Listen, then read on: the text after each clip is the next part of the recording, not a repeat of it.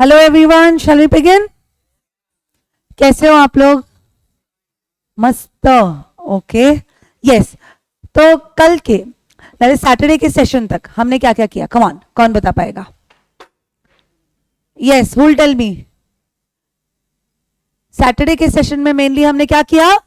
Powers and duties of auditor. Powers and duties of auditor. Yes, okay. So we covered section 143 and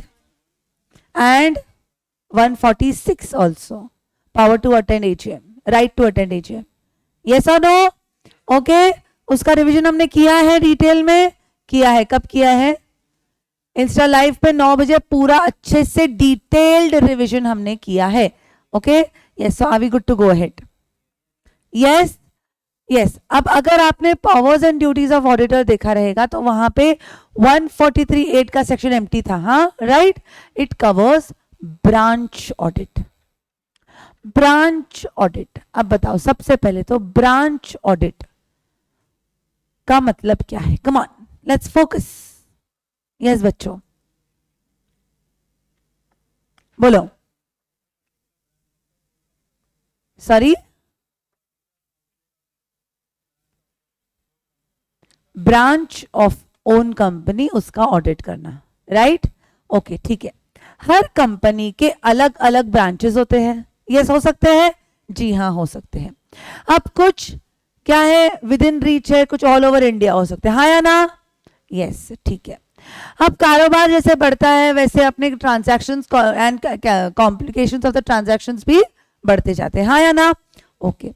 मानो company का एक auditor है, क्या उसको ही सारे ब्रांचेस की ऑडिट करना है? हाँ या ना? हाँ या ना? It's not possible, it's not compulsory, it's not practicable. अगर पॉसिबल होगा तो क्या हो जाएगा? Yes my dear students. तो वो ऑडिटर क्या करेगा? यस, कंपनी का जो ऑडिटर रहेगा वो ब्रांचेस का ऑडिट करेगा. But there is a possibility कि ब्रांचेस का ऑडिट कोई और करे और जो एचओ का ऑडिटर है वो थोड़े ब्रांचेस और एचओ का ऑडिट करे. हाँ या ना? यस, ठीक है. अब अगली बात. मानो पहले कंपनी का कारोबार थोड़ा था. अब काम बढ़ता गया. Volume of transactions have multiplied, complexity of transactions have increased. इसलिए मैंने क्या सोचा कि अब तक मैं अकेली ऑडिट करती थी, एक काम करती हूं, मैं अब मेरे साथ और किसी को ऑडिट करने के लिए ले लेती हूं. So this is a case of what? Yes, हम दोनों क्या करने वाले हैं? It would be covered under joint audit. यहां तक किसी को कोई प्रॉब्लम नहीं? मतलब ब्रांच ऑडिट का कॉन्सेप्ट डिफरेंट है, जॉइंट ऑडिट का कॉन्सेप्ट डिफरेंट है. क्लियर? ओके ना. मैं थियोरी पे लेके जाऊंगी, उसके पहले पूरा कॉन्सेप्ट अच्छे से समझ जाते. Okay. Yes, 1 minute, I give you for you very interesting examples. Yes, okay. Theory तो पढ़ेंगे ही. Yes, let's go through the examples. Situation 1, ध्यान से. बच्चों, सिचुएशन 1 लिखने का मौका दिया जाएगा. पूरा फोकस यहां पे. Yes, what does the situation 1 से? Okay.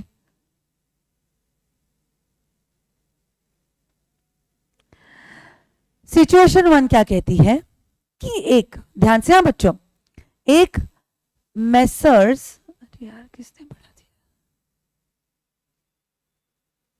Okay, there is one Messrs A, B, C and associates. Okay, there is one Messrs A, B, C and associates. समझ में आया? ठीक है. ये किसका ऑडिट करते हैं? ये किसका ऑडिट करते हैं? ये मानो एचओ का ऑडिट करते हैं. बहुत ध्यान से, बहुत इंटरेस्टिंग एग्जाम्पल है. ये किसका ऑडिट करते हैं? एचओ का ऑडिट करते हैं. अब मानो कि there is one chartered accountant C. Okay, और ये किसका ऑडिट करता है? यस, मानो बच्चों ध्यान से, यस, ये ऑडिट करता है B1 एंड B2 का। फिर और एक चार्टर्ड अकाउंटेंट है, यस, CAD। अब ये किसका ऑडिट करता है? Yes, he does the audit of B3 and B4। Yes, clear? बहुत सिंपल कॉन्सेप्ट है। एंड मानो B5 भी है, 5 ब्रांचेस है, चलो हम कंसिडर करते हैं। ओके, बहुत ध्यान से। Okay, in that case focus, in that case बच्चों, मेसर्स ABC एंड एसोसिएट्स को ब्रांच ऑडिटर कहा जाएगा, कि जो ब्रांचेस का ऑडिट करता है उसको ब्रांच ऑडिटर कहा जाएगा। यस, मतलब here mister A and mister C are branch auditors, yes और no? Are branch auditors. Concept समझना बहुत जरूरी है, right? And messrs ABC and associates become the principal auditor. शब्दों को समझो, हाँ या ना? क्यों प्रिंसिपल ऑडिटर? क्योंकि हमने प्रोसीजर देखा है, जब हमने duty to report on principal assertions का तीसरा पॉइंट देखा, तब हमको क्या बोला गया था कि कंपनी का ऑडिटर और ब्रांच का ऑडिटर अगर अलग अलग होंगे तो क्या हो जाएगा? ब्रांच का ऑडिटर अपने ब्रांचेस का ऑडिट रिपोर्ट बना के मेन ऑडिटर को भेजेगा और मेन ऑडिटर उस ब्रांच ऑडिटर रिपोर्ट से पॉइंट्स उठा के अपने रिपोर्ट में डालेगा। हाँ या ना? यस, यस और नो? राइट? इसलिए इस ऑडिटर को कहा जाता है principal auditor, because he has to, principal क्या करता है? यस, यस, पूरे स्कूल को एक साथ चलाते हैं, हाँ ना? यस, तो इस ऑडिटर को पूरे कंपनी के सारे कंपोनेंट्स का चिट्ठा एक साथ करके प्रेजेंट करना है। क्लियर? ओके, बहुत सिंपल था मैम, इसमें इतना आपने क्यों खींचा? अब मजा आएगा अगले सिचुएशन में। सिचुएशन 2, पूरे ध्यान से बच्चों। ओके, यस, चलो फिर से मानो कि एक मेसर्स,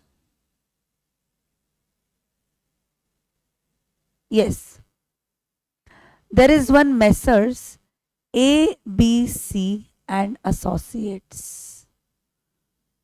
और ये किसका ऑडिट करते हैं? मानो कि ये ऑडिट करते हैं HO का, ब्रांच 1 का और ब्रांच 2 का। ओके, HO का, ब्रांच 1 का, ब्रांच 2 का। फिर एक CAC है प्लस CAD है। यस, मजा आने वाला है, पूरे ध्यान से। एक CA, यस, दिस कलर। अब ये किसका ऑडिट करते हैं बच्चों? ये ऑडिट करते हैं B3, B4, B5 and HO। अब बताओ, who is the branch auditor and who is the joint auditor? चलो, C and D are, अब आधे लोग बोल ब्रांच ऑडिटर्स, ओके, कुछ बोल रहे जॉइंट ऑडिटर्स। अब तय करो, सोचो और मुझे जवाब दो। दोनों ही रहेंगे तो कैसे चलेगा? एक ना एक तो नाम तो एक ही होगा ना, बराबर है ना? अब शादी हो गई, दोनों सरनेम एप्लीकेबल है तो क्या मैं दोनों लिखूंगी? एक्चुअली टेक्निकली तो एक ही एप्लीकेबल है ना। अब बताओ मुझे, जॉइंट ऑडिटर है कि ब्रांच ऑडिटर है? ये कॉन्सेप्ट अगर आपको समझ गया ना, थ्योरी तो चिल्लर है। Yes, joint auditor. Understand? Responsibility किसकी ज्यादा, ब्रांच की कि जॉइंट की? सोचो सोचो, फिर जवाब दो। ब्रांच ऑडिटर की रिस्पॉन्सिबिलिटी ज्यादा कि जॉइंट ऑडिटर की? सीधी बात है, ब्रांच ऑडिटर क्या करेगा? अपना रिपोर्ट बना के प्रिंसिपल को देगा, आखिरी रिस्पॉन्सिबिलिटी प्रिंसिपल की। बराबर है? मतलब नाम में मत जाओ। सबसे पहले मेरे दिमाग में सवाल क्या आया, यहाँ पे भी एबीसी है, यहाँ पे भी सी है, यहाँ पे भी सी है, तो मतलब क्या एक ही चीज है? नो, अंडरस्टैंड द कैटेगराइजेशन कि वो जॉइंट ऑडिटर है या ब्रांच ऑडिटर है विल डिपेंड कि वो काम क्या कर रहे हैं। अब अगर हम देखते हैं कि उन्होंने किनका जिम्मा लिया है काम करने का, तो यहां पे देखो, यहां पे एचओ भी है और यहां पे एचओ भी है। यस, सबसे इंपॉर्टेंट क्या है? यस, मेन एचओ का ऑडिट करना, हाँ या ना? Yes, so here in this case they will be termed as joint auditors. Anyone having any doubts? Concept clear? चलेंगे अगले सिचुएशन पे। Yes, situation 3। ओके, इंटरेस्टिंग है सिचुएशन 3।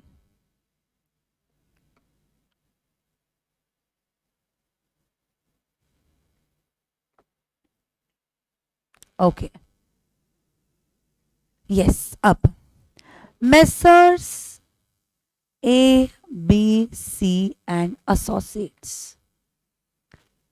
यस, इन्होंने जिम्मा लिया है ऑडिट करने का एचओ का। देन फोकस नेक्स्ट, फिर एक सीए सी है और सीए डी है, ये मिलके ऑडिट करने वाले हैं एचओ का, B1 का, B2 का। फिर सीन में और एक इंसान आया। Yes, there is one CA A और सीए डी, ये दोनों मिलके ऑडिट करने वाले हैं, समझो B3, B4 एंड B5 का।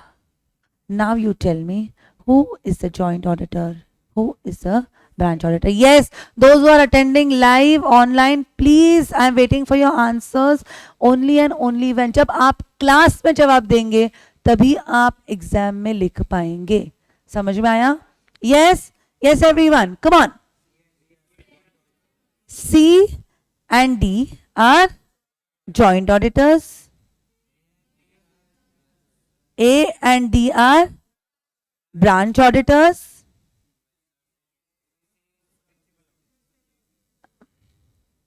ठीक है।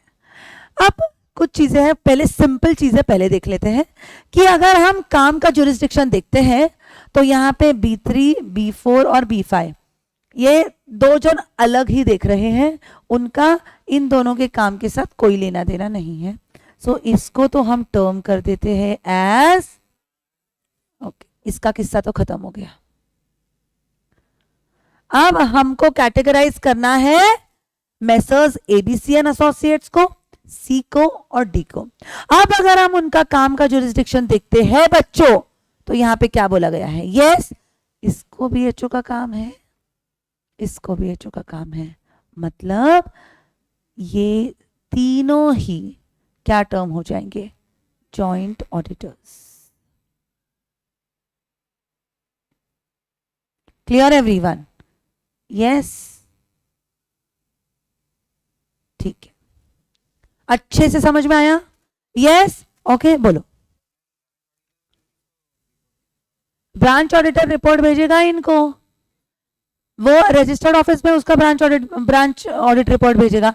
रजिस्टर्ड ऑफिस में जिसको ऑडिट रिपोर्ट मिलेगा, it's responsibility of the management to provide it to the company auditor, बराबर है ना? अब उसको कोई लेना देना नहीं है कि एबीसी और एसोसिएट्स को देंगे, सी एंड डी को देंगे। उनका काम क्या है? ब्रांच का ऑडिट करो, ऑडिट रिपोर्ट बनाओ और रजिस्टर्ड ऑफिस में भेजो, एचओ में, हाँ या ना? यस, समझ में आ रहा है? Okay, come on, take down these three situations. Yes, yes,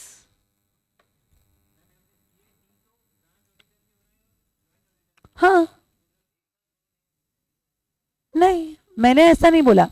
मेरा बोलने का क्या मतलब है? डी क्या बोल रहा है? से फॉर एग्जाम्पल डी क्या बोल रहा है कि डी है, ओके, सी डी है, उसके दो ऑफिसेस है, एक पूना में भी है और एक मुंबई में भी है, ओके। अब ये जो कंपनी है ना, इसका जो ब्रांचेस है ना B1 और B2, ये पुणे में है, और ओके 2 मिनट, हाँ, और B3 और B4 है ना, वो मुंबई में है। तो वो क्या बोलते हैं, मैं आधे हफ्ते इधर रहता हूँ, आधे हफ्ते उधर रहता हूँ, तो मैं इसका भी ऑडिट करूंगा, उसका भी ऑडिट करूंगा, बराबर है ना। रिस्पॉन्सिबिलिटी कैसे शेयर होगी वो हम आगे देखेंगे, पहले उनका कैटेगराइजेशन कैसे करना है वो समझो। समझ में आया? सिर्फ नाम एक साथ है तो जॉइंट ऑडिट बन जाएंगे क्या जॉइंट ऑडिटर्स? नहीं, हमको देखना है कि वो काम क्या कर रही है। Clear? Okay, yes, come on, take down. Yes, interesting. Yes, quickly take down these three situations.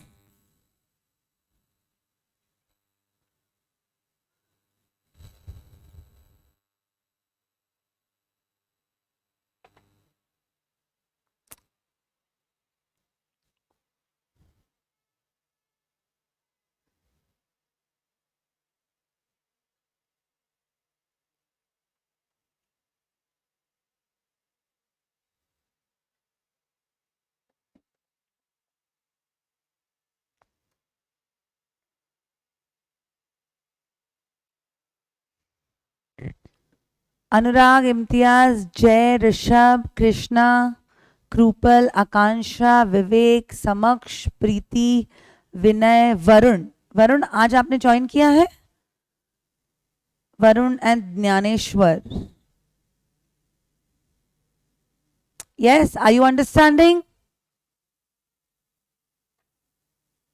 Yes ma'am. Okay,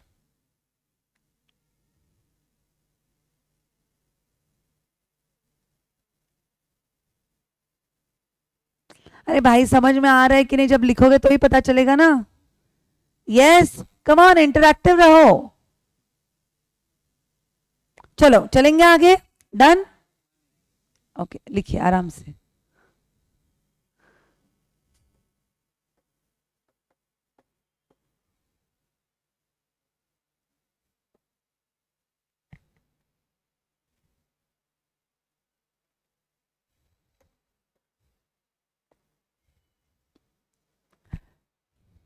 Sonu Sharma नाम सुना है? Motivational speaker.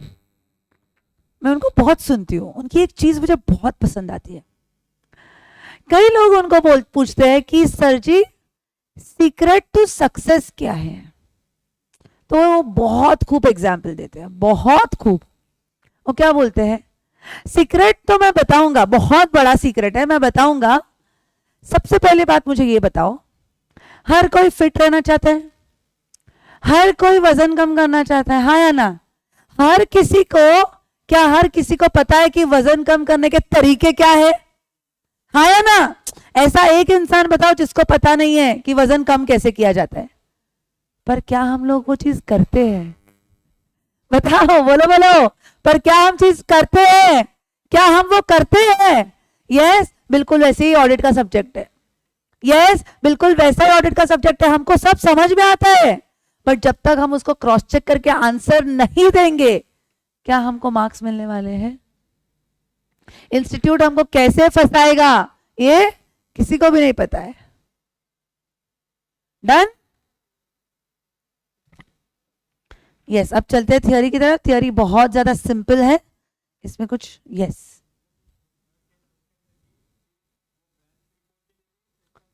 Yes yes okay, yes, let's go ahead further. अब चलेंगे आगे। Okay, branch audit covered under section 143(8). क्या बोलते हैं? Branch in India, अगर ब्रांच ऑफिस आपकी इंडिया में होगी तो उसका ऑडिट कौन कर सकता है? जो एचओ का ऑडिटर है, मतलब कंपनी का ऑडिटर है वो, या आप किसी और चार्टर्ड अकाउंटेंट को जिसके पास सीओपी है, आप उसको हायर कर सकते हो एज ऑडिटर। यस और नो? यस, ठीक है। अगर ब्रांच आउटसाइड इंडिया होगी तो वहां पे कंपनी ऑडिटर है, जाता है ऑडिट करके आता है, दूसरा इंसान है। ओके, अब ब्रांच इन इंडिया है कि outside India? Outside India. Outside India chartered accountant को के लेवल की कौन सी डिग्री है?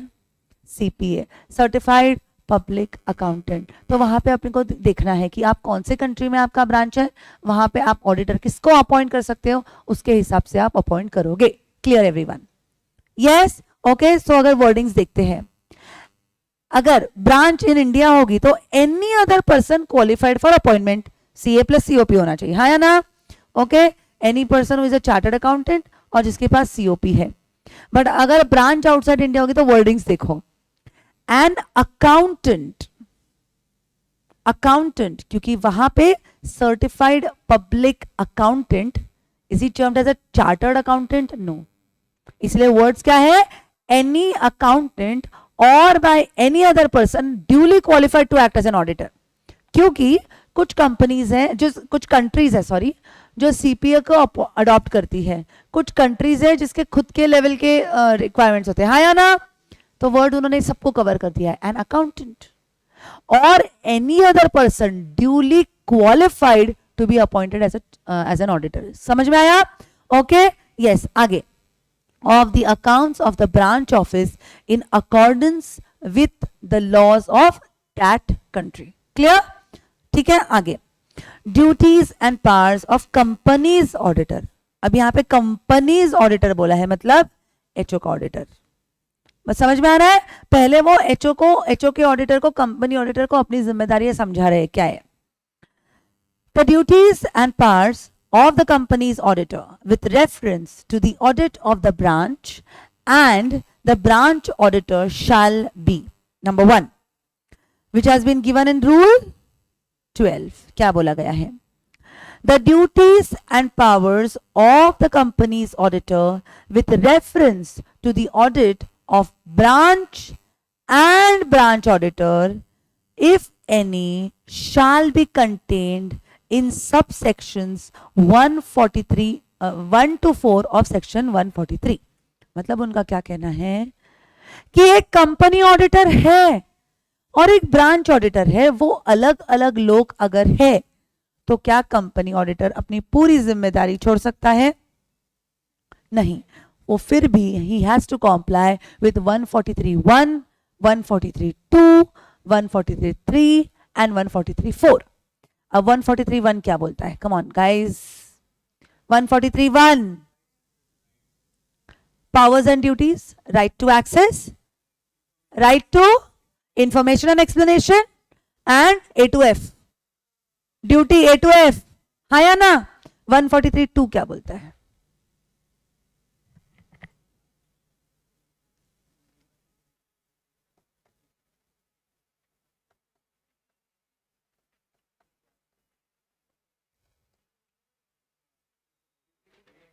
ड्यूटी टू रिपोर्ट फैक्ट, हाँ या ना? Come on everybody, come on, याद करो, लिख द सेक्शंस। चलो, 143(1), yes, power to access information and explanation, duty A to F। 143(2), report बनाओ, fact, right, financial statements, books of accounts and true and fair view, right. फिर आगे 143(3), report on principal assertions, and 143(4) negative होंगे नहीं, वो rule 11 में covered है, other matters. अगर आप निगेटिव कोई भी रिमार्क देते हो तो उसके रीजंस भी दो, हाँ या ना? यस यस, मतलब क्या? कंपनी के ऑडिटर को ब्रांच के चीजों पे, हरकतों पे भी नजर रखना है। समझ में आ रहा है? Okay yes. तो अगर कंपनी का ऑडिटर और ब्रांच ऑडिटर अलग है ना, तो उसको भी देखना है कि सारे इन्फॉर्मेशन एक्सप्लेनेशन मिले ना। ओके, फिर वो क्या करेगा? मैं कंपनी की ऑडिटर हूँ, you are the branch auditor, आपकी रिपोर्ट को मैं देखूंगी, आपने कौन सी चीजों पे हाईलाइट किया है, कौन से नेगेटिव मार्किंग्स दी है, आपकी क्या अंडरस्टैंडिंग है, उसके हिसाब से वो सारे पॉइंट्स मुझे मेरे रिपोर्ट में भी इंक्लूड करना है, सिंपल लैंग्वेज में। समझ में आ रहा है?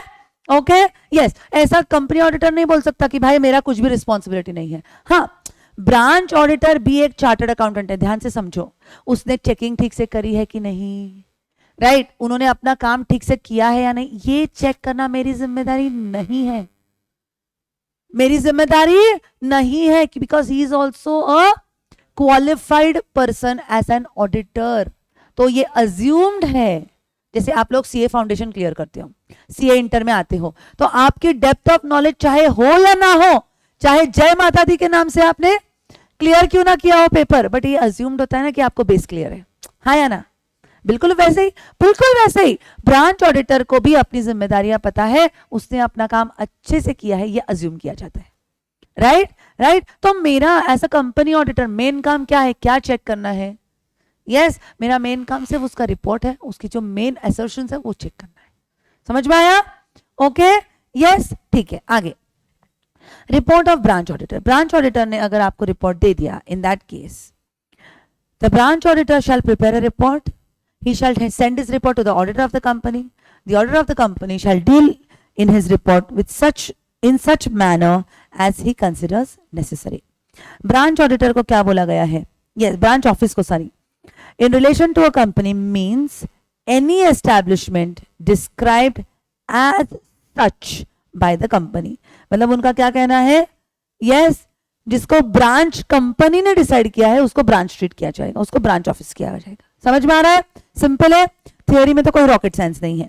Yes joint audit. Joint audit के लिए एक स्पेशल स्टैंडर्ड है, सेपरेट स्टैंडर्ड है, वो हम बाद में देखेंगे। SA 299 नाम में ही है, SA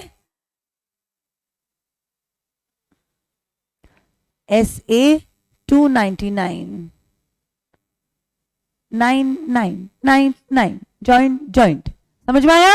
यस सो SA 299 क्या बोलता है? SA 299 yes what is joint audit? Pooling together मतलब क्या करना?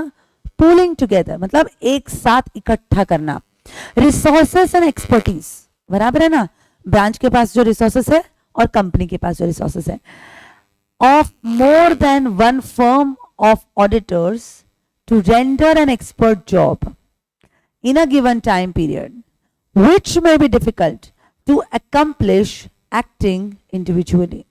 जैसे कि मैंने आपको बोला, एक डी है, उसका ऑफिस पुणे में भी है, उसका ऑफिस मुंबई में भी है। ध्यान से सुनो बच्चों, राइट ओके। अब कंपनी क्या बोलती है कि डी है ना भाई, राइट, डी को हमको डी के काम का तरीका भी पसंद है, डी होशियार भी है, राइट, उसका फॉरेंसिक में कोर्स भी हुआ है, राइट, वो डीसा क्वालिफाइड भी है, वो इंफॉर्मेशन सिस्टम्स को भी समझता है, राइट। तो एक काम करते हैं, जो भी ब्रांचेस है, जिधर है पुणे में जो ब्रांचेस है और मुंबई में जो ब्रांचेस है, उसमें एक डी का नाम तो रखते ही है, बराबर है। बट अगेन डी आधा टाइम पुणे रहता है, आधा टाइम मुंबई रहता है, राइट। तो पूरा की पूरा ऐसा तो नहीं है कि डी जो ब्रांचेस में काम आएगा जब डी है, नहीं, काम तो कभी भी आ सकता है, इसलिए उसके साथ हम और किसी को रखते हैं, right. So here we are pooling together the resources and expertise, okay, ताकि यस हम दोनों का भी जो फायदा है वो उठा सके, एक्सपर्टीज जिसका जिसमें है वो उठा सके। इंडिविजुअल कैपेसिटी में डी जितना टाइम नहीं दे पाएगा उतना सी और डी एक साथ मिलके ज्यादा टाइम दे पाएंगे, हाँ या ना? Okay further advantages, sharing of expertise, advantages of mutual consultation, एक दूसरे के साथ हम कंसल्ट करते हैं। लोअर वर्कलोड, सीधी बात है ना, थोड़ा काम सी करेगा थोड़ा काम डी करेगा।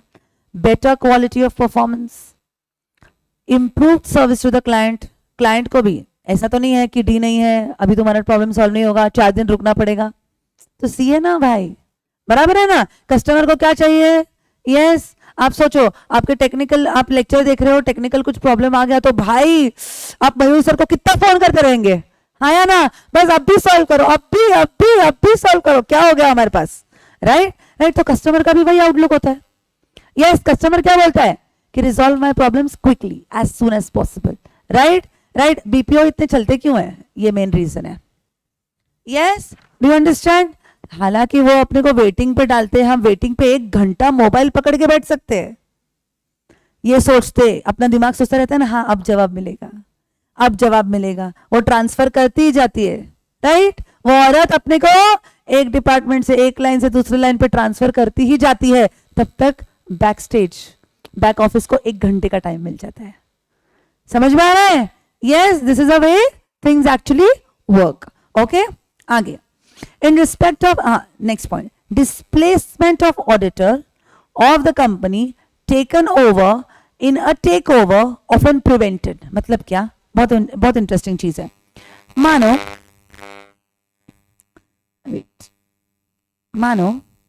कि एक कंपनी है, I'll say this is a इसका नाम देते हैं स्मॉल कंपनी।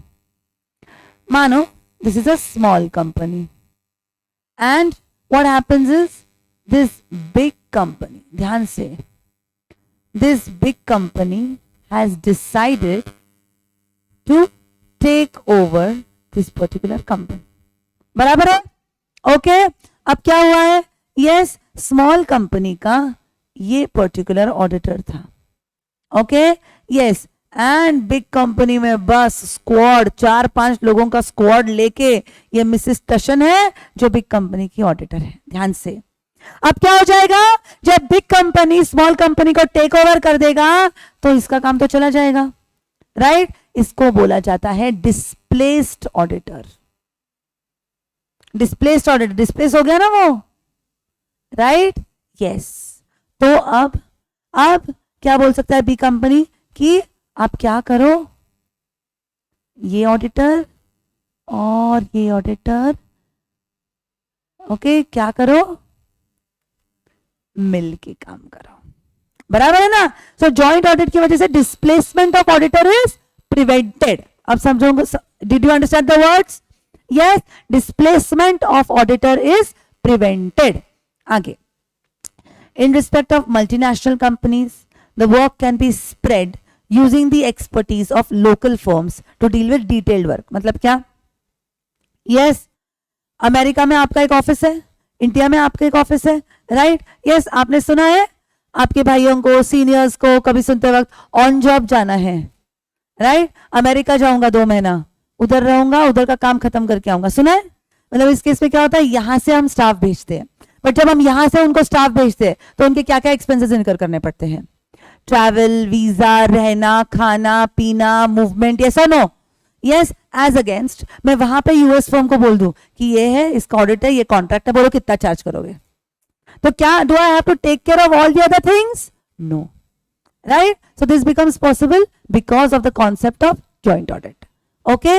यस. आगे, lower staff development cost, lower cost to carry out work, a sense of healthy competition. Then the fees being shared, psychological problem solve हो जाती है. Superiority complex. हाँ, disadvantages भी तो है. डिसएडवांटेजेस क्या है? Superiority complex.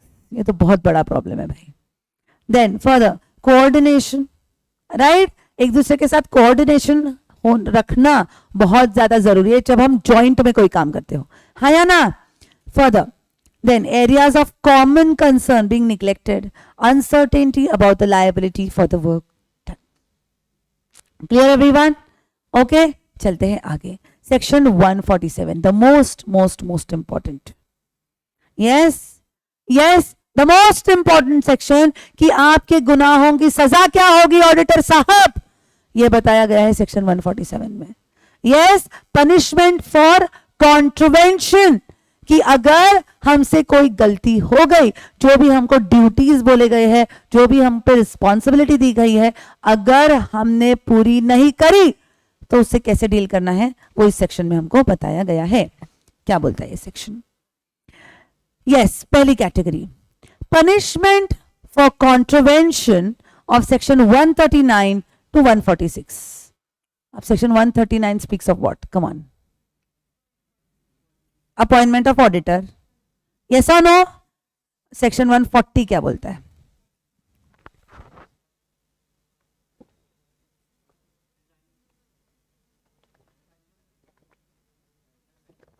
Signing off audit report. कल ही देखा है हमने. हाँ, sorry, 140 is removal of auditor, removal and resignation of auditor. My mistake. बराबर है? Yes. 142 speaks about auditor's remuneration. 143 speaks about powers and duties. 144 speaks about prohibited services. 145 speaks about signing of audit report. 146 speaks about attending duty and rights and duties in case of AGM. Hayana? Yes, it is a right to receive notices. It is a duty to attend AGM and it is a right to be heard at the AGM. बराबर है? Okay. मतलब आप चाहो या ना चाहो आपको AGM attend करना ही पड़ेगा. आप नहीं कर सकते तो आप किसी ऑथोराइज्ड रिप्रेजेंटेटिव को भेजो, पर वो कोई गधुचंद रहेगा तो नहीं चलेगा. He should also be a chartered accountant holding COP. बराबर है ना? आपको रिप्रेजेंट करने वाला है भाई, सीधी बात. यस. ओके. अब आगे अगर आप 139 टू 146 कॉम्प्लाई नहीं करते तो punishment for the company, company को भी पनिशमेंट दी गई है। Minimum fine 25,000, maximum fine 5 lakh. क्या हमको शब्द और शब्द याद रखना है? Absolutely yes. ओके, आगे punishment for officer in default. C समझो, समझो मतलब यहां पे कहीं पे भी ऑडिटर को कवर किया है क्या? यहां पे उन्होंने कंपनी को कवर किया है, यहां पे उन्होंने ऑफिसर मतलब डायरेक्टर,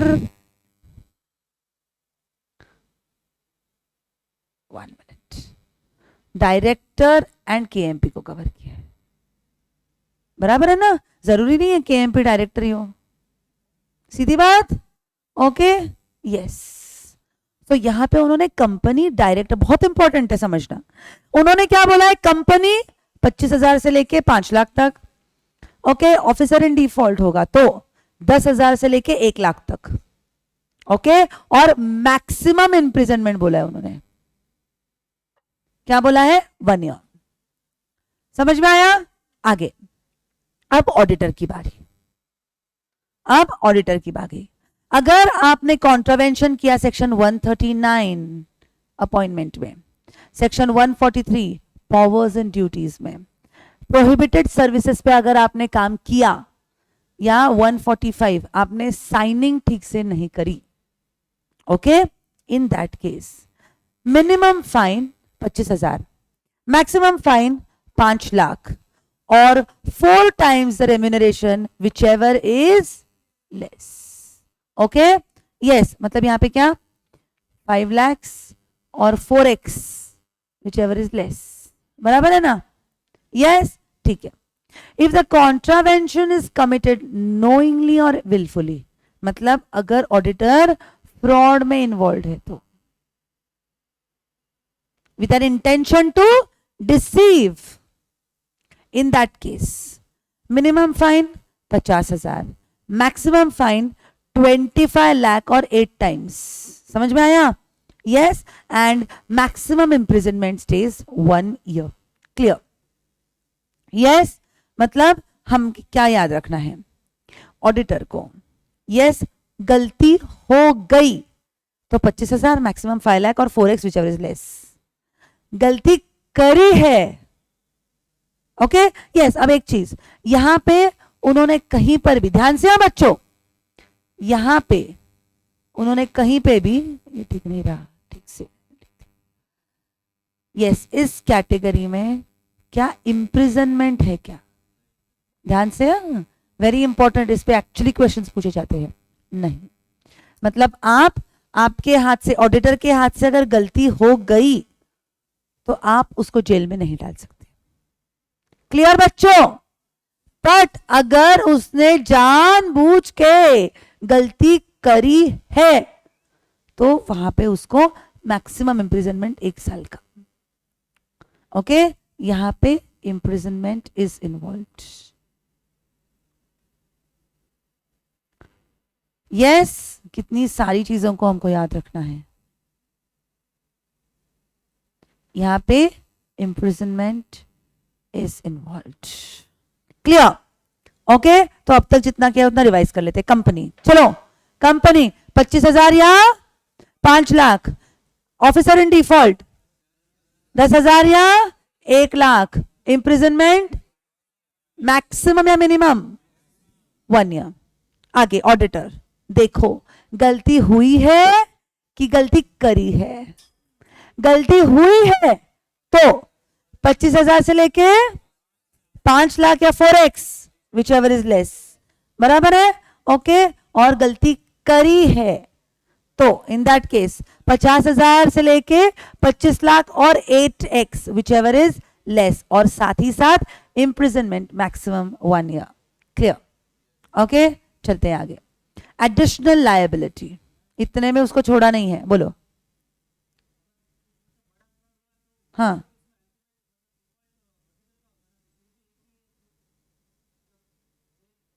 हाँ, अभी तक तो हम सिर्फ सेक्शन 139, 143, 144 और 145 की बात कर रहे हैं। मतलब यहां पे गलती क्या क्या हो सकती है? Appointment of auditor 139। Actually auditor का अपॉइंटमेंट कौन करता है? वो खुद करता है क्या? नहीं, उसका किया जाता है अपॉइंटमेंट।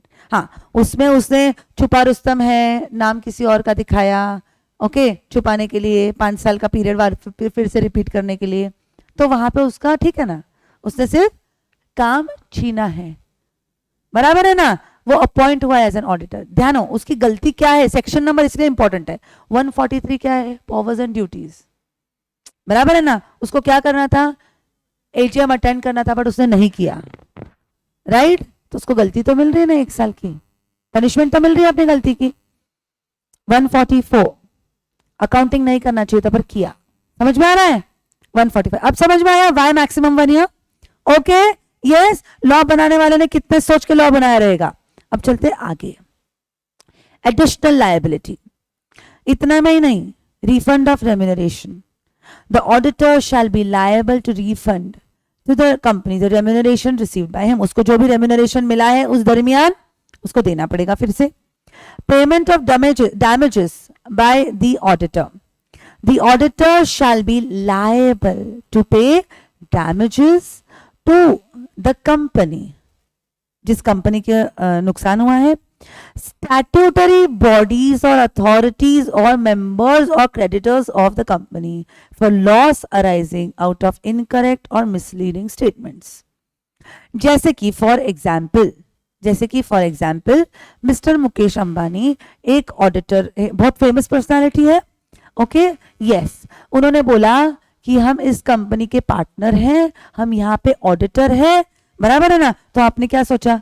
अरे जो इतना रिलायंस का कारोबार चला रहा है, राइट, उसको अगर हमने उसके फर्म या उससे एसोसिएटेड जो फर्म है उसको अगर हम काम देते हैं तो कहीं ना कहीं कुछ ना कुछ 4 चीजें हम सीख के जाएंगे, बराबर है।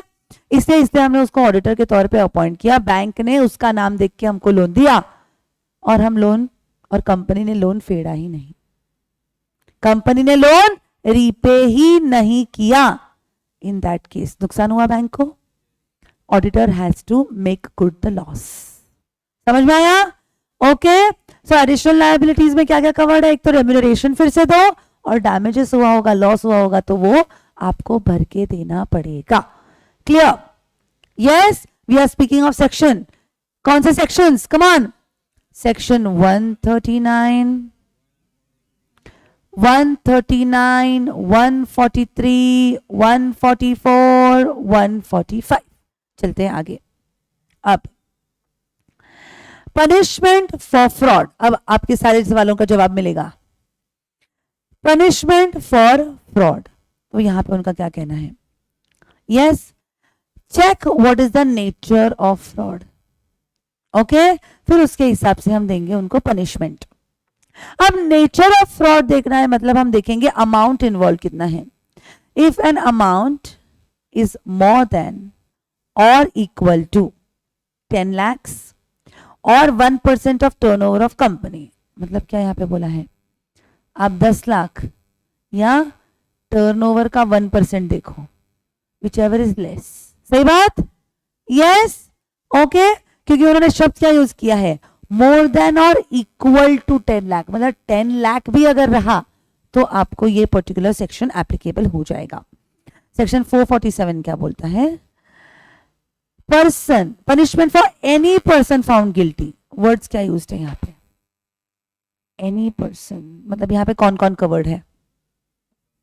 Director, KMP, auditor. सही बात? Yes everyone, sure? Yes, okay, दिख रहा है सबको? 1 मिनट, हाँ, चलो चलते हैं आगे। Imprisonment, minimum 6 months, maximum 10 years, okay. और यहां पे उन्होंने क्या बोला है? एंड, बहुत ज्यादा इंपॉर्टेंट, उन्होंने एंड बोला है, मतलब यहां पे कंपल्सरी इम्प्रिजनमेंट भी होगा और फाइन भी होगा, ओके। यस, तुमको पता है सत्यम का फ्रॉड करके उनको कितने साल की जेल थी? कितने? तभी तो इतना था ही नहीं, क्योंकि तभी सेबी और इतना कॉर्पोरेट गवर्नेंस इतने लेवल पे डेवलप था ही नहीं. आई थिंक कुछ 4-5 साल का जेल था. तुम सोचो इतने करोड़ों रुपए कमा के 4-5 साल का जेल चलता है? है ना? चलता है कि नहीं? राइट. इसलिए ये बढ़ाया गया. समझ में आया क्या? ये चलता है, नहीं चलना चाहिए इसलिए. Okay, yes, getting it. तभी वो कॉर्पोरेट गवर्नेंस एंड सेबी के पेनल्टीज, राइट. इतना करोड़ रुपए कमा के भी पेनल्टी कुछ तो 1% वगैरह कुछ तो था. साला इतना पैसा उसने खाया, इतने लोगों को पागल बनाया. कैश 50 करोड़ रहने के बावजूद 5050 करोड़ दिखाया, जिसके जीरोस भी गिनने नहीं आते कितने लोगों को. है ना? राइट. उसको 1% इतना सा पेनल्टी. इसीलिए पेनल्टी लेवल्स फिर बढ़ाए गए. Do you understand? यस. इसलिए कॉर्पोरेट गवर्नेंस में लायबिलिटी बढ़ाया गया. इसलिए सेबी स्ट्रिक्टर नॉर्म्स. अगर आप लोगों ने देखा होगा, सेबी तो लाखों में ही बात करता है पेनल्टीज. देखा है लॉ में? छोटी मोटी कोई अमाउंट 2-5 लाख की तो बात ही नहीं करता. 20 लाख, 25 लाख, 50 लाख. हाँ या ना? यस. ओके, चलते आगे. Imprisonment minimum 6 months, maximum 10 years. Minimum is 3 years if the fraud involves public interest. मतलब क्या? अगर पब्लिक इंटरेस्ट इन्वॉल्व है, अगर आपने मैनिपुलेशन ऑफ अकाउंट्स किया है जिससे शेयर के प्राइसेस बढ़े हैं, उतरे हैं, वट एवर इट इज, जिससे इन्वेस्टर्स को फर्क पड़ा है या पब्लिक इंटरेस्ट को फर्क पड़ा है. समझ में आ रहा है? तो वहां पे minimum would be 6 months, minimum would be 3 years. So 3 years to 10 years. Okay? Yes. So come on everybody. Section 447 fraud अगर involved है तो हम सबसे पहले क्या देखेंगे? अमाउंट. अमाउंट कितना? 10 लाख या 10 लाख से ज्यादा और 1% of turnover whichever is lower. In that case क्या बोला है उन्होंने? Yes, imprisonment 6 months to 10 years. But if public interest is involved, 3 years to 10 years. Clear? आगे. Fraud involves an amount which is less than 10 lakhs. Yes. Or 1% of the turnover, whichever is lower, and does not involve public interest. Okay? So in that case, imprisonment, maximum 5 years. Fine. अच्छा मैंने यहाँ पे fine पढ़ी नहीं. I'm sorry. And ऊपर के case में and minimum उन्होंने क्या बोला? अमाउंट जितना भी इन्वॉल्व होगा and maximum 3 times of the amount involve in fraud. Okay, yes. आगे अगर उनका क्या कहना है कि लेस देन 10 lakhs है, ओके, और 1% of turnover whichever is less, और पब्लिक इंटरेस्ट हैम्पर हुआ नहीं है, बराबर ना? तो वहां पे इम्प्रिजनमेंट मैक्सिमम 5 साल, फाइन मैक्सिमम 20 लाख और बोथ. सी समझना बहुत जरूरी है. और बोथ मतलब दोनों होगा ही जरूरी नहीं है. बट अगर आपका फ्रॉड का लिमिट 10 लाख या 10 लाख से ज्यादा या 1% of turnover whichever is less से ज्यादा अगर हुआ तो आपको दोनों जेल में चक्की पीसिंग एंड पीसिंग एंड पीसिंग करना ही पड़ेगा. समझ में आया क्या? Yes everyone, these conjunctions are very important. Okay? Yes, चलते हैं आगे. Measures to ensure prompt payment of damages. For ensuring prompt payment of damages by the auditor. अब बोल तो दिया ऑडिटर को पैसा दे. सिर्फ पैसा देने से थोड़ी ना पैसा मिलता है, पैसा उससे निकलवाना भी तो पड़ेगा. CT shall notify statutory body, authority, officer who shall pay the damages to the persons entitled to damages shall file a report with CG containing particulars of damages. Clear? Okay?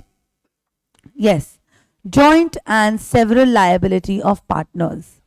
In case of auditor being an audit firm, the liability, whether civil or criminal, मतलब चाहे कोई भी क्यों ना हो, civil liability हो, criminal liability हो, shall be of the partner or partners concerned and of the firm jointly and severally. In case of criminal liability other than fine, the concerned partner or partners who acted in fraudulent manner or abetted or colluded in any fraud shall only be liable. मतलब उनका क्या कहना है? Yes, उनका क्या कहना है? अब अगर 10 लाख या 10 लाख से ज्यादा या ऊपर सेक्शन 139, 143, 145, 146 सॉरी 144 एंड 145 तो वहां पे भी इम्प्रिजनमेंट है. हाँ, यहां पे भी इम्प्रिजनमेंट है. ओके, अगर ऑडिट फर्म है, ध्यान से, एबीसी 3 पार्टनर्स हैं, उस कंपनी का ऑडिट करना ये सी की जिम्मेदारी थी, तो फाइन तो एबीसी तीनों झेलेंगे, हाँ या ना? पूरा फर्म बेयर करेगा. बट जेल में तीनों को डालेंगे, किसी को डालेंगे? सी को डालेंगे. समझ में आया है? Do you understand? फाइन तीनों साथ में, बराबर है ना? क्योंकि एज अ फर्म उन्होंने साइन किया है, बराबर है ना? क्योंकि हम जब साइनिंग करते हैं तो सी इंडिविजुअल कैपेसिटी में साइन कर रहा है क्या? No, he is signing on behalf of the firm, so it is the duty of the firm to keep a cross check on his member, है या ना, पार्टनर. तो ठीक है, तो पैसा तो तीनों को चार्ज किया जाएगा, बट जेल में कौन जाएगा? जिसने काम किया है, सी जाएगा. समझ रहे हैं? Okay, yes. So this is punishment for contravention bye auditor, director and company. Clear? Difficult है? नहीं? चलो चलेंगे आगे. अगला कॉस्ट ऑडिट. आप लोगों को कॉस्ट ऑडिट के बारे में क्या पता है? चलो, यस, क्या पता है कॉस्ट ऑडिट के बारे में? मैन्युफैक्चरिंग कंपनीज को करना पड़ता है, ये तो सबसे बेसिक चीज है. ठीक है, आगे और क्या पता है आप लोगों को? अच्छा, क्यों पता करना है आपको? तो आखिर में प्रॉफिट से मतलब है ना, आपको क्या करना है कॉस्ट से? चलो चलो, सोचो सोचो सोचो, और बेहतर आंसर चाहिए, बेहतर आंसर, कम ऑन. सबसे बेस्ट एग्जांपल मैं आपको देती हूं. There is a company, okay, manufacturing में है, ओके, और क्या हुआ है उसमें? ये जो कंपनी ना, ध्यान से, ये प्रोडक्ट ए, प्रोडक्ट बी और प्रोडक्ट सी बनाती है. प्रोडक्ट ए में मैं लिखने नहीं वाली है, ध्यान से शब्दों को, ये इस पे या ध्यान रखो, अमाउंट्स पे. प्रोडक्ट ए में प्रॉफिट हुआ 10 करोड़. प्रोडक्ट बी में लॉस हुआ 1 करोड़. और प्रोडक्ट नहीं, आई से 5 करोड़. प्रोडक्ट बी में लॉस हुआ 5 करोड़ और प्रोडक्ट डी में प्रॉफिट हुआ 20 करोड़. तो नेट इफेक्ट क्या आया? 20 और 10, 30 करोड़ का प्रॉफिट, 5 करोड़ का लॉस, 25 करोड़ का प्रॉफिट. आप तो एकदम खुश, हरियाली हरियाली, है या ना? बराबर, ओके. पर अगर प्रोडक्ट बी में लॉस नहीं हुआ रहता तो आपका प्रॉफिट कितना होता? 30 करोड़. समझ में आया? Do you understand? Overall profit है. अगर मैं प्रोडक्ट वाइज कॉस्टिंग नहीं निकालती तो ओवरऑल प्रॉफिट ही है, सब सुनहरा ही दिख रहा है. बट जब मैं अंदर जाके देखती हूं तो प्रोडक्ट बी में कुछ गड़बड़ी है. समझ में आया? Yes. So cost records are so important. Clear? Yes everyone? Okay, cost records की जो बात है वो कवर करी गई है सेक्शन 148 में. Okay, yes yes, section 148 and companies cost records and audit rules 2014. Okay, एक काम करते हैं, थोड़ा सा हम चार्ट समझ लेते हैं, फिर हम थियोरी करेंगे. ओके, यस एवरीवन, साइमल्टेनियसली करेंगे. Maintenance of cost records. Okay, yes, cost records.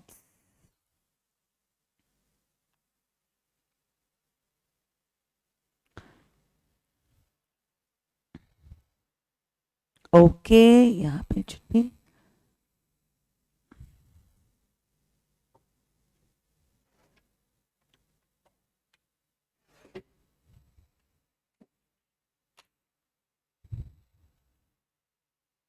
just 1 minute.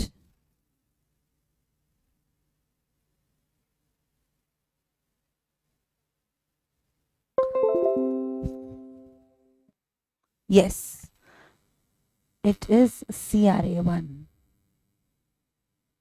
ठीक है, ध्यान से बच्चों, सेक्शन 148 दो चीजों के बारे में बता रहे हैं, ध्यान से। मैं आपसे साथ बैठ के गप्पे मारूंगी, आई प्रॉमिस। अभी हम फोकस करते हैं। Okay, yes, this particular section 148 and its rules are divided into two parts. ध्यान से बच्चों,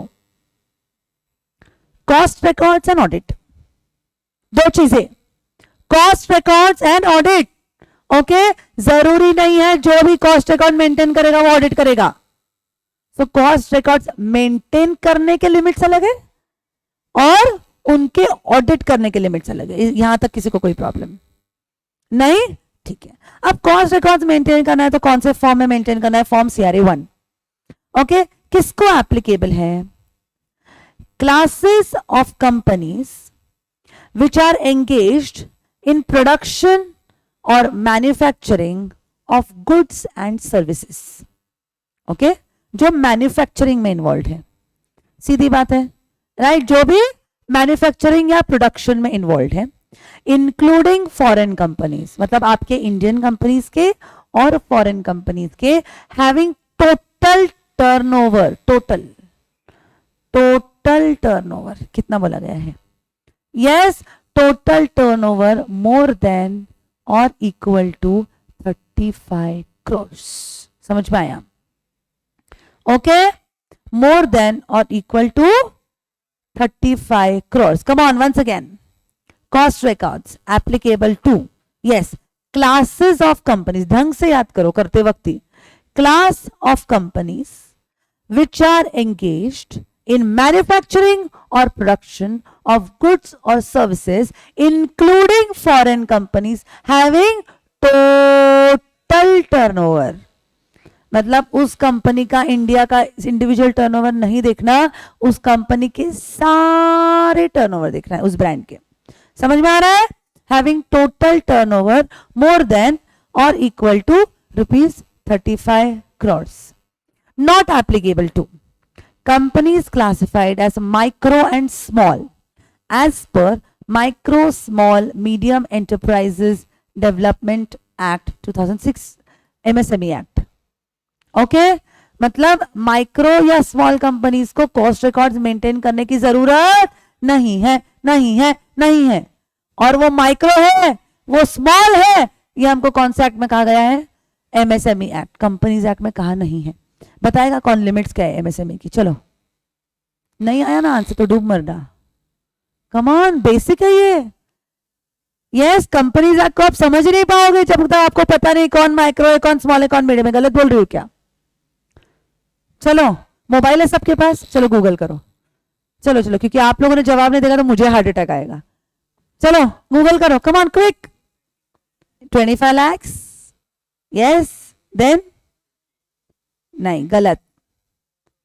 5 crore and 10 crore are the 3 limits. 25 lakh, 5 crore और 10 करोड़। ओके, अब बताओ, ये 3 लिमिट्स हो गए, डिटेल में बताओ। चलो चलो चलो, सर्च करो, जिंदगी भर नहीं भूलोगे एक बार सर्च किया हुआ चीज। कम ऑन,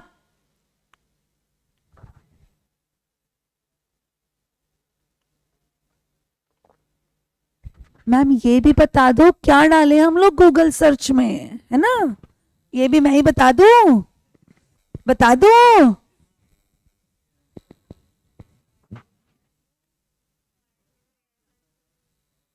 क्या बोला है?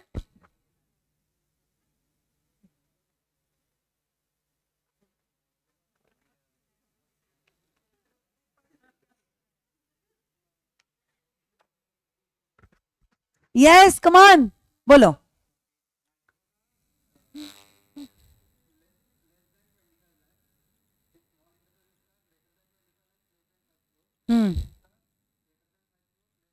टर्नओवर ना, वो कौन पढ़ेगा? मैम ने आंकड़े बोल दिया, आंकड़े तो पढ़ लिए, बट किसका 10 लाख, किसका 25 lakh? Investment in plant and machinery. समझ में आ रहा है? मतलब आपका investment in plant and machinery will decide कि आप माइक्रो हो कि स्मॉल हो। अगर आप MSME एक्ट के तहत माइक्रो या स्मॉल के कैटेगरीज में जाते हो, इन that case it will be what? क्या हो गया?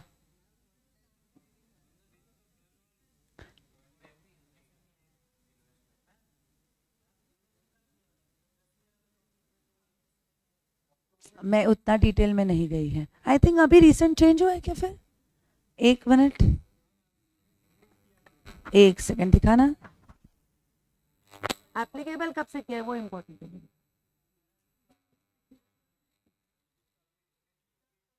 हाँ,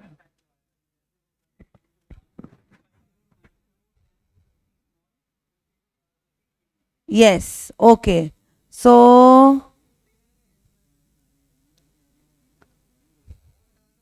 वो 11050 है, 11050 है एमएसएमई के डेफिनेशन को। चलो अच्छा हुआ ना हमने देखा। यस, एमएसएमई के डेफिनेशन को बेसिकली अपडेट किया गया है 2020 में, और अब ये लिमिट्स कितने हो गए हैं? 1 करोड़, 10 करोड़ एंड 50 करोड़। समझ में आया? यस। मैं investment in plant and machinery का जो था ना 25, 1 और 5, उसको अपडेट किया गया है, बट अभी तक इफेक्टिव नहीं किया गया। इफेक्टिव विल बी डन सून। हाँ, टोटल टोटल टोटल नहीं नहीं नहीं नहीं, it's investment in plant and machinery only. हम सिर्फ टेबल देख रहे हैं, आर्टिकल पढ़ा नहीं है पापा। Getting it? Okay, with this will be made affected very soon.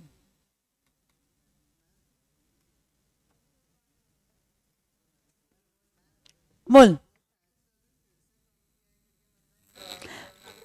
उन्होंने क्या किया था कोरोना में जो था कि नहीं, माइक्रो लेवल्स सी, अगर हमने कंपनीज एक्ट भी पढ़ा रहेगा, इसलिए मैंने बोला which is not been affected right now, क्योंकि क्या होता है माइक्रो कंपनीज और स्मॉल कंपनीज को बहुत सारे एडवांटेजेस होते हैं, राइट?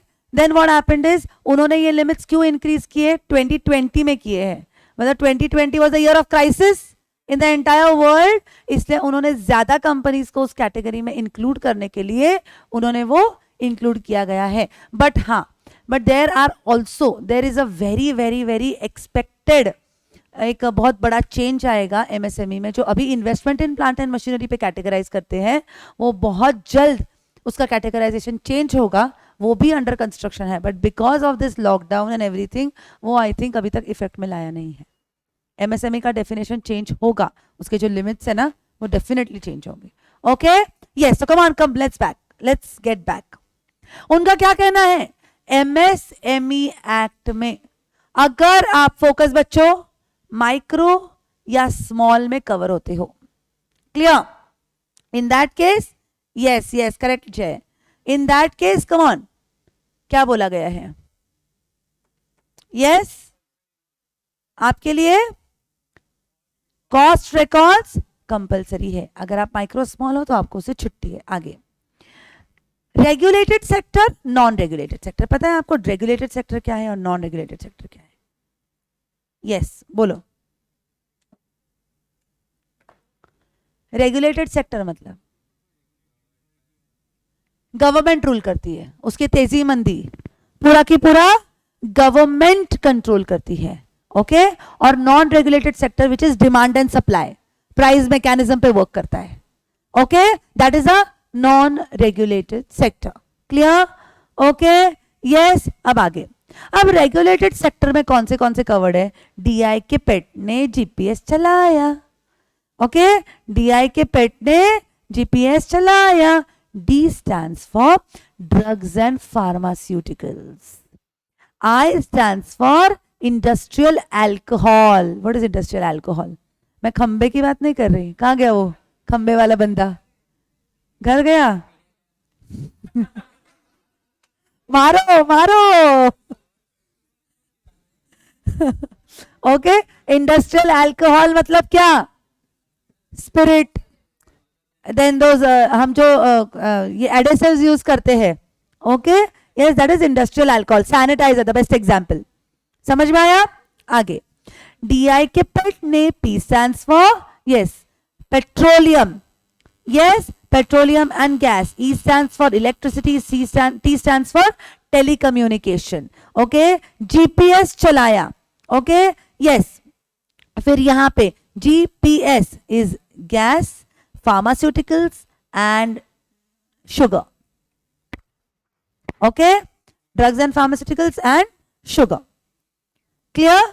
ओके, मैं स्क्रीन सिर्फ क्लियर कर रही हूं क्योंकि आप लोगों को लिखना पड़ेगा ना फिर. यस, DI के पेट ने GPS चलाया, no problem. Non regulated sector क्या है?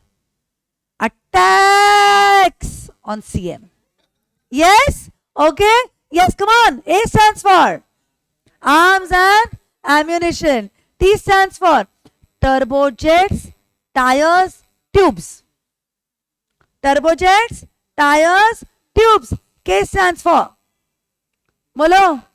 K के लिए कुछ भी नहीं है. K को एक्चुअली मुझे स्मॉल लिखना चाहिए था. S के लिए क्या है? स्टील. एंड CM में कौन है? Cement and medical devices. Clear everybody? Yes. So come on, cost records की बात करते हैं.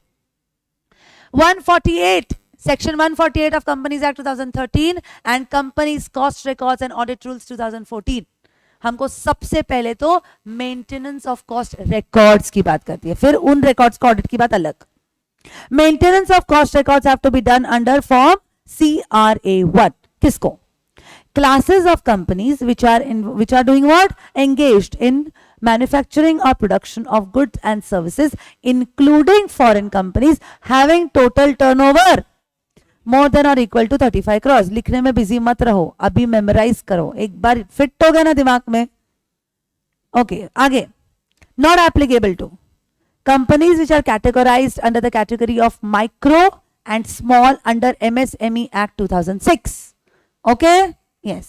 अब मैन्युफैक्चरिंग ऑफ प्रोडक्शन और गुड्स एंड सर्विसेज में दो प्रकार के कंपनीज होते हैं, एक रेगुलेटेड सेक्टर में, एक नॉन रेगुलेटेड सेक्टर में. रेगुलेटेड सेक्टर, DI के पेट ने, जोर से, DI के पेट ने, D stands for drugs. Next, I stands for P, E, T, G, then P and S, sugar. Okay, then non-regulated sector. Come on. Yes, A stands for triple T. Turbojets, tires, tubes. S, CM, medical devices. Clear? Okay, ठीक है. फिर आगे उनका क्या कहना है कि इसको भी, अब रिकॉर्ड्स की बात यहां पे खत्म हो गई है, इसको भी ऑडिट एप्लीकेबल है, इसको भी ऑडिट एप्लीकेबल है. ओके यस, मतलब रेगुलेटेड सेक्टर को भी ऑडिट एप्लीकेबल है, नॉन रेगुलेटेड सेक्टर को भी ऑडिट एप्लीकेबल है. बस कंडीशन क्या है? कंडीशन क्या है? फोकस. इंडिविजुअल प्रोडक्ट और सर्विस का turnover should be more than or equal to 25 crores and total product or services का turnover should be more than or equal to rupees 50 crores. words use क्या है? and. और यहाँ पे non regulated sector में 35 crores and 50 crores. Clear? Yes. एक minute, यहाँ पे गलती से रिपीट हुआ है. It has to be 100 crores. यहाँ पे लिखो 100 crores. 50 crores गलती से रिपीट हुआ है. Okay, so regulated sector, focus. I am going to take a small example on this. Individual product या सर्विस का टर्नओवर मोर देन और equal to 25 crores and total product या सर्विस का turnover more than और equal to 50 crores. और non regulated sector 35 और 100. समझ में आ रहा है? ओके, अब what does this mean? Okay ठीक है, एक काम करते हैं.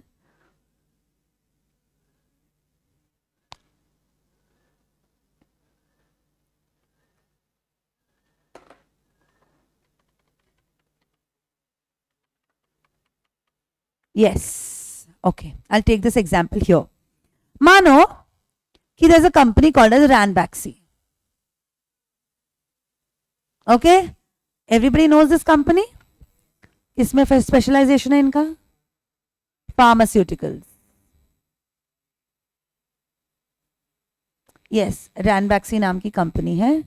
Okay no problem. ओके, पूरा फोकस है बच्चों। मानो कि इसका टोटल टर्नओवर,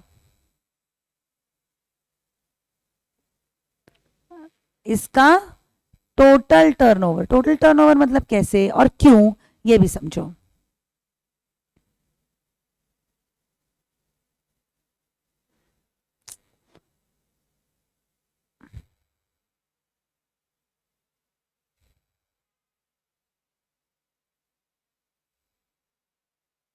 ओके, ये जो रैनबैक्सी है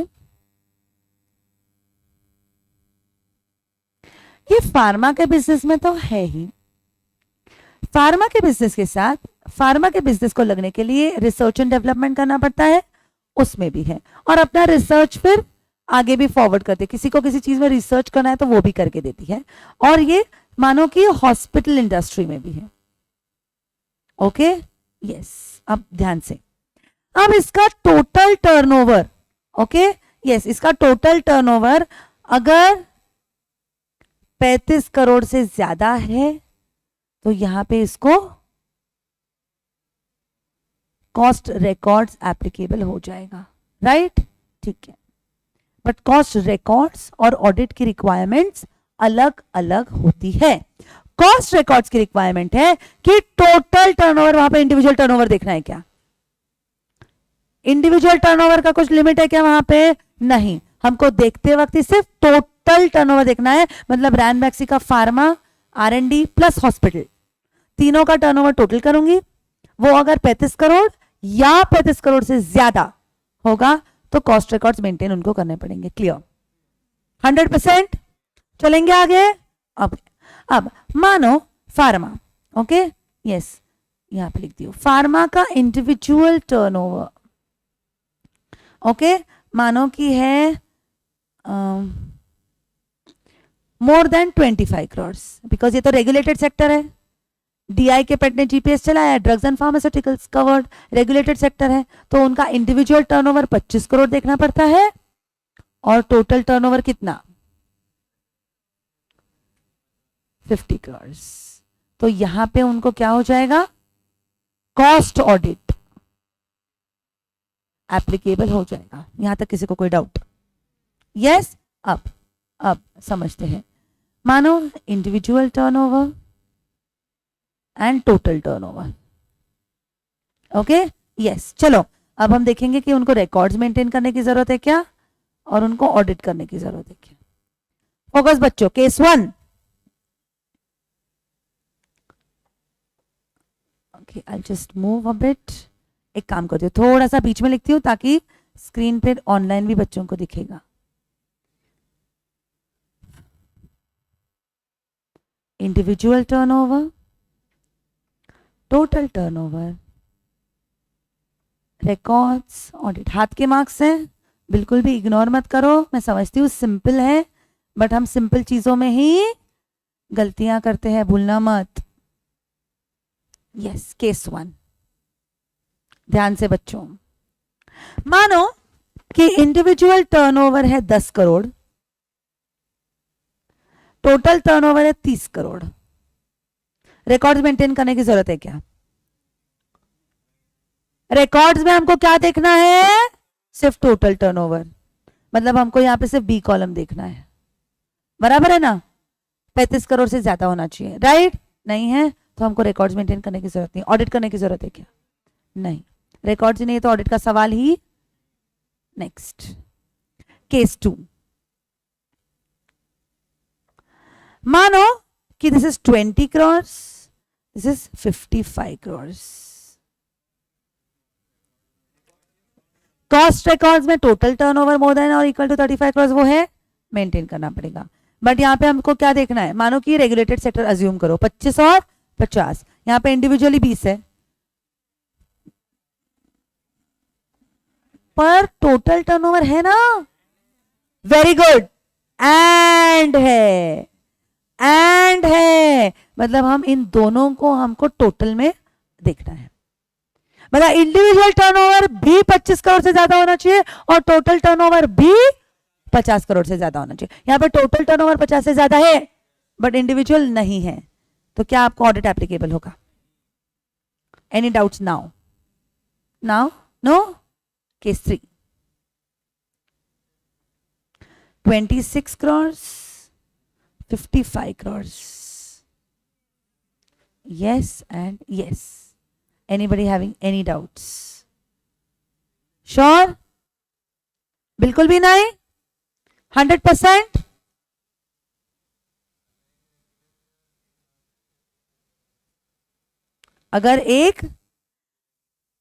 अगर तुम्हारे ब्रांचेस अलग अलग में हो सकते हैं, जैसे हॉस्पिटल नॉन रेगुलेटेड सेक्टर में आ गया, राइट?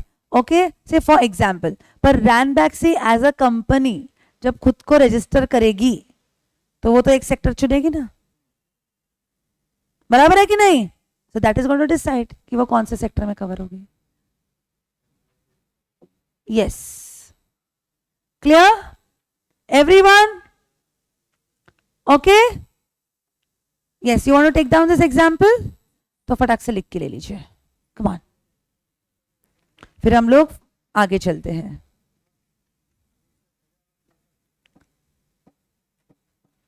हाँ, पहले वाला भी लिखना है, पर पहले वाला का कंटिन्यूएशन और है. अभी के लिए सिर्फ एग्जाम्पल लिख लो.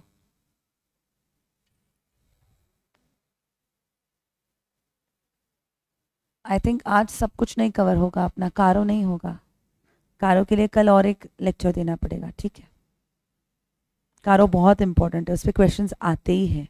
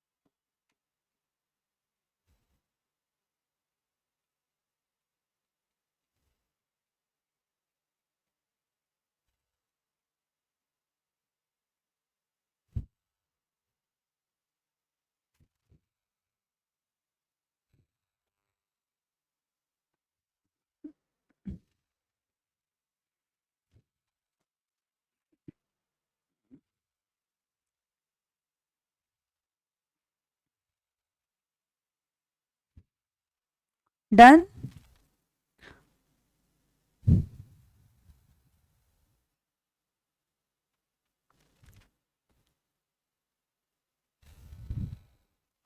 बुक पढ़ने में इजी तो है ना, वाटरमार्क की वजह से. It's not difficult, right? This book is going to help you a lot. To the point book बनाई है मैंने.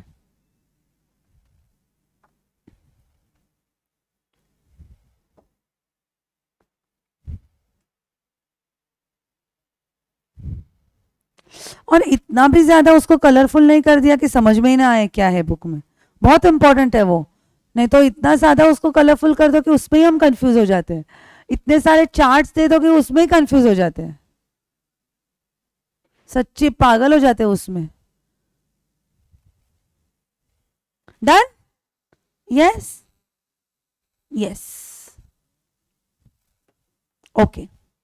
तो हम चलेंगे फिर से. यस, तो यहां पे हमने इस चीज को समझ लिया, पर यहां पे कोई एक्सेप्शंस है. एक्सेप्शंस जिसको रिकॉर्ड से एग्जाम्पशन है या ऑडिट से एग्जाम्पशन है? फोकस. रिकॉर्ड से एग्जाम्पशन है या ऑडिट से? ध्यान से सोच के. ऑडिट से एग्जाम्पशन है. जिसको ऑडिट से एग्जाम्पशन है. Okay, yes. मतलब इनको रिकॉर्ड्स मेंटेन करना पड़ेगा. ध्यान से, रिकॉर्ड्स मेंटेन करना पड़ेगा. ऑडिट आपको नहीं करना पड़ेगा. Okay, yes. SEZ, Special Economic Zones. What are these? Come on. What are SEZs?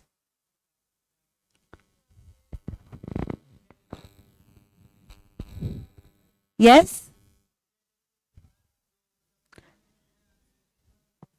हाँ, बट सिर्फ उधर ही रहते हैं ऐसी सेट्स? नहीं नहीं, क्या होता है ना, क्या होता है ना, कुछ ऐसे एरियाज होते हैं, यस कुछ ऐसे एरियाज होते हैं जिसको गवर्नमेंट एसईजेड ट्रीट करती है। क्या होता है इस एसईजेड्स में? Yes yes, government wants to promote more and more industrialisation and manufacturing units in India. तो अगर आप एसईजेड में अपना यूनिट डालते हो तो आपको टैक्सेशन बेनिफिट्स, एसईजेड बोलने के बाद सबसे पहले दिमाग में क्या होता है? Tax benefits, right? तो गवर्नमेंट आपको बहुत सारा टैक्स बेनिफिट्स देती है। फिर एक ही चीज और पढ़ी होगी आपने कि अगर आप एसईजेड से माल बाहर भेजते हो, चाहे विद इन इंडिया हो, तो उसको एक्सपोर्ट रेट किया जाएगा, मतलब आपको वहां पे एक्सपोर्ट के बेनिफिट्स मिलते हैं, right? So governments want to promote more and more manufacturing units to come at one place, ताकि उस एरिया का भी डेवलपमेंट होगा, ओके, और ज्यादा से ज्यादा इंडस्ट्रीज भी आएंगी। समझ में आया? यस। सो एसईजेड्स को क्या बोला है? आपको कॉस्ट ऑडिट से माफी, आपको इतने सारे बेनिफिट्स में से कॉस्ट ऑडिट में माफी, ये भी हम आपको बेनिफिट देंगे। समझ में आया? आगे 75% रेवेन्यू एक्सपोर्ट से है। एक ऐसी कंपनी है जिसका रेवेन्यू 75% या उससे ज्यादा एक्सपोर्ट से आती है, तो उसको हम कॉस्ट ऑडिट से माफी दे देंगे, because government wants to promote more and more companies into exports. Generating electricity, यहां तक रुके नहीं है, यहां तक रुके नहीं है। Generating electricity for captive consumption, इसका मतलब क्या है? इन हाउस कंजम्पशन मतलब मेरी फैक्ट्री है, मैं मैन्युफैक्चरिंग करती हूं, मैंने सोलर प्लांट डाला है, वो सोलर प्लांट से जनरेटेड इलेक्ट्रिसिटी में बेच नहीं रही एमएससीबी को, मैं खुद कंज्यूम कर रही हूं, तो मुझे कॉस्ट ऑडिट से माफी मिलेगी।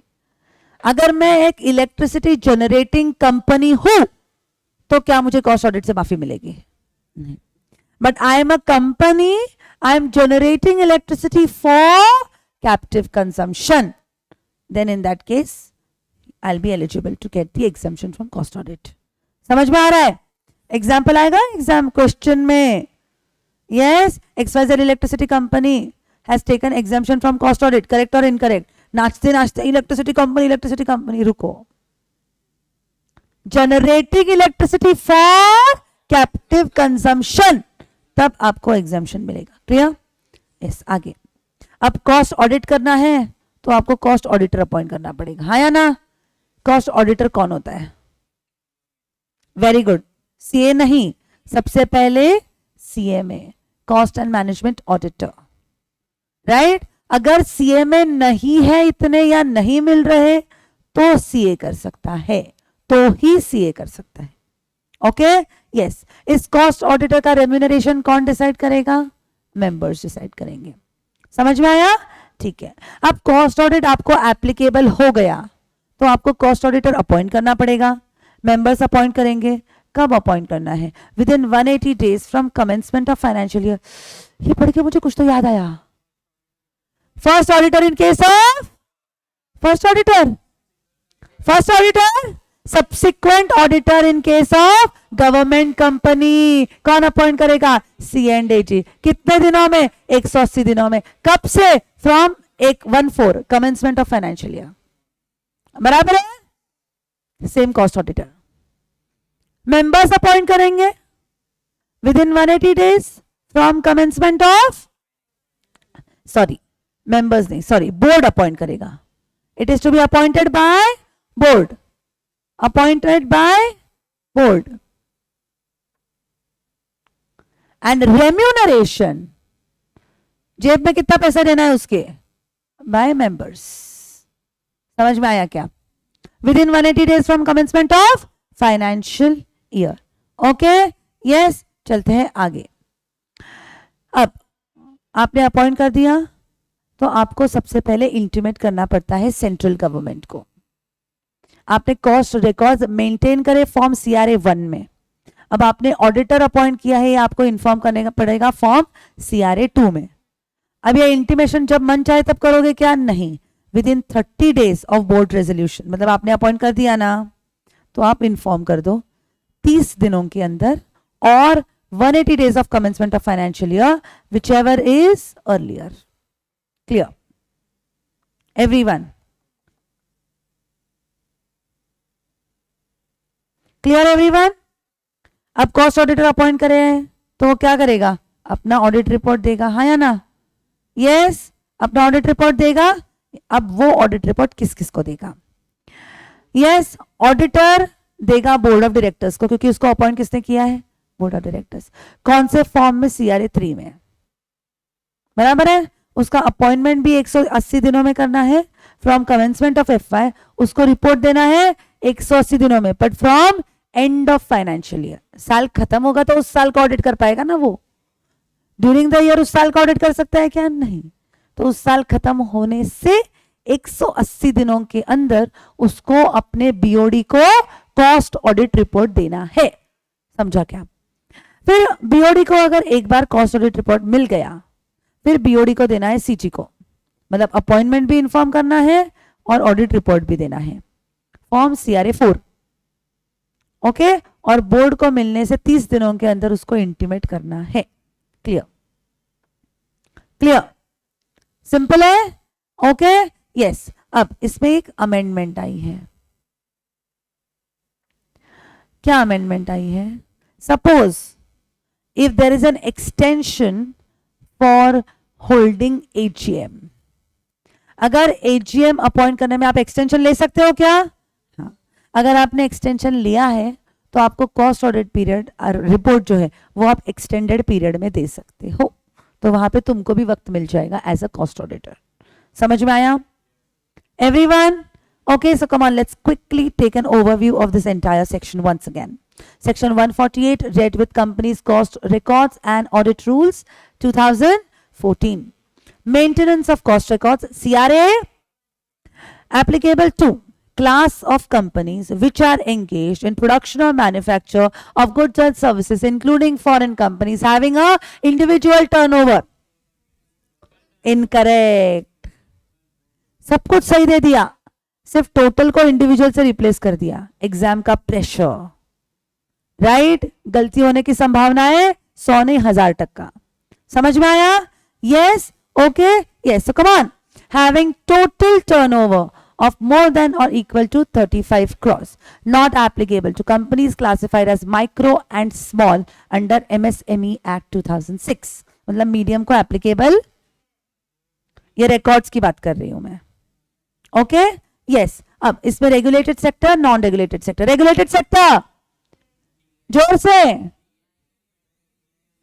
DI के पेट ने GPS चलाया, D drugs, alcohol, then P for petrol, E for electricity, T for telecommunication, G for gas, P for S for sugar. Non-regulated sector, a tax on CM. A stands for triple T, turbojets, tires and tubes, and S stands for CM. Okay, yes. यहां पे limits क्या है? Regulated sector को audit के limits क्या है? Individual turnover and total 50 crores, और वही नॉन रेगुलेटेड को 35 and 100। एग्जाम्पशंस किसको? Exports, then generating electricity for captive consumption through captive consumption plant, example solar projects, solar cells। Okay, yes. फिर आगे कॉस्ट ऑडिटर रिकॉर्ड्स के limit देखिए। अब cost audit applicable हो गया है तो कौन करेगा? कॉस्ट ऑडिटर करेगा। उसको अपॉइंट कौन करेगा? BOD। उसका रेम्यूनरेशन कौन डिसाइड करेगा? मेंबर्स। BOD को कब अपॉइंट करना है? 180 दिन from commencement of financial year. Appointment होने के बाद CG को इन्फॉर्म करो CRA 2 फॉर्म में, राइट? ठीक है, ओके। उसके बाद यस, अब ये इंटीमेशन कब करना है? With in 30 days of board resolution. Board resolution मतलब जिस बोर्ड मीटिंग में आपने ऑडिटर को अपॉइंट किया, कॉस्ट ऑडिटर को, उसका रेजोल्यूशन पास करोगे, राइट? तो वहां से आपको 30 दिनों का वक्त है, और 180 days from the commencement of financial year whichever is earlier. समझ में आया?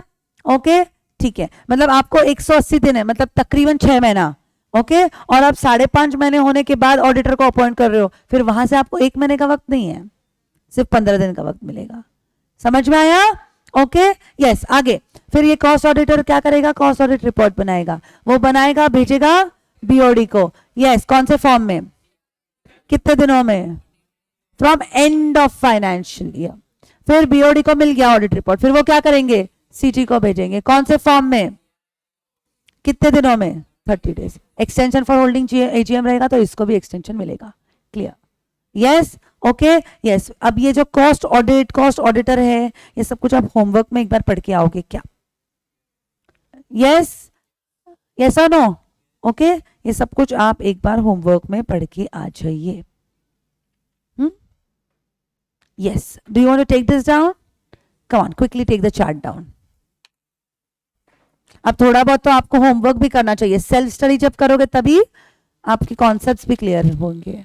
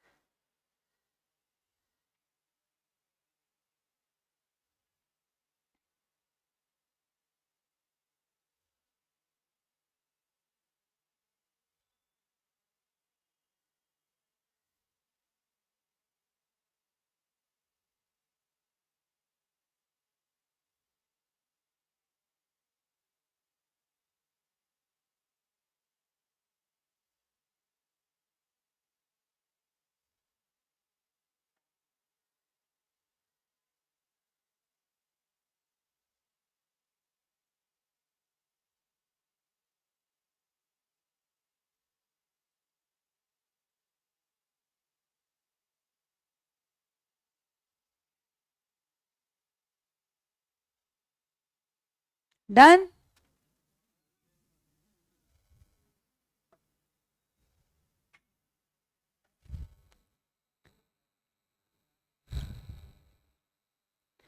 सो कल अपना फर्स्ट चैप्टर अच्छे से कंप्लीट हो जाएगा कंपनी ऑडिट का। ओके और आपको पता है फिर से क्या करना है आपको? एवरी डे 2 क्वेश्चंस, भूलना नहीं।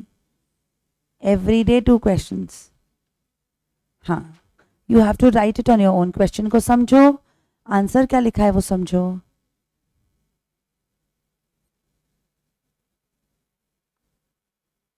एंड ऑल्सो हम एक बार ये चैप्टर खत्म होने के बाद every day 10 MCQs YouTube live and every day revision, मतलब क्लास के बाद 9 से 9:30 यस अपने को क्या देना है? ऑडिट के रिविजन को वक्त देना है। इंस्टा लाइव पे मैं आपका इंस्टा पे रिविजन लूंगी और एमसीक्यूज का रिविजन लूंगी यूट्यूब चैनल पे। यस यूट्यूब चैनल के डिटेल्स भी मैं आपको दे दूंगी।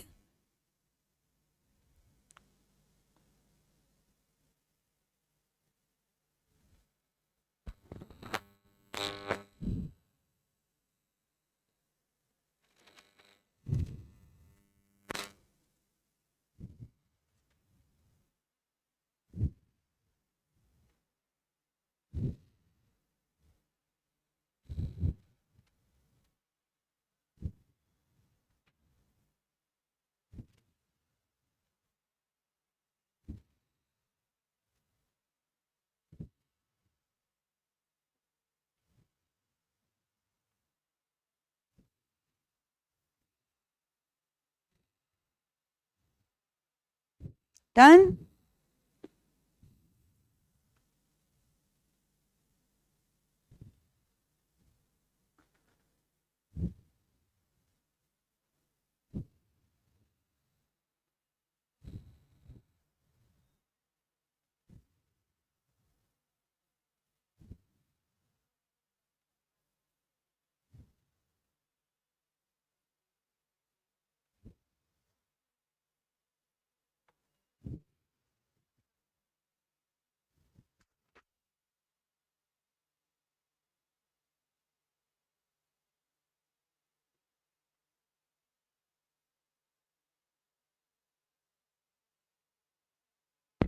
डन।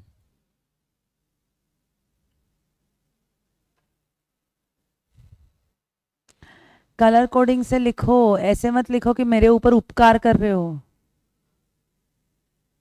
जो स्क्रीन पे लिखा है वो समझना कितना इजी है। अगर आप नोटबुक में ऐसे ही अच्छे प्रेजेंटेशन के साथ करोगे तो वो आपके लिए बेटर है, आपके अंडरस्टैंडिंग के लिए बेटर है।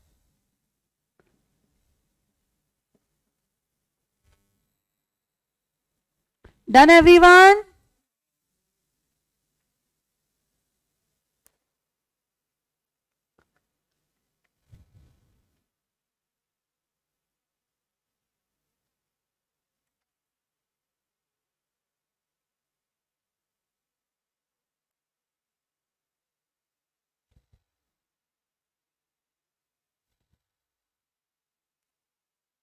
Done.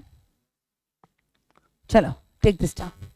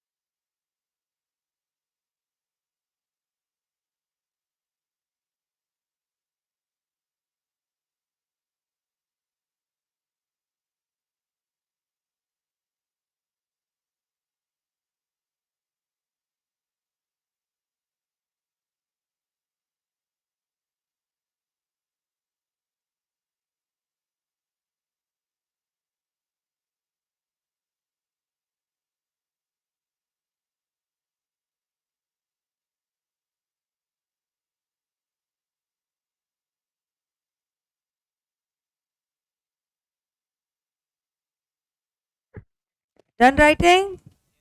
Okay.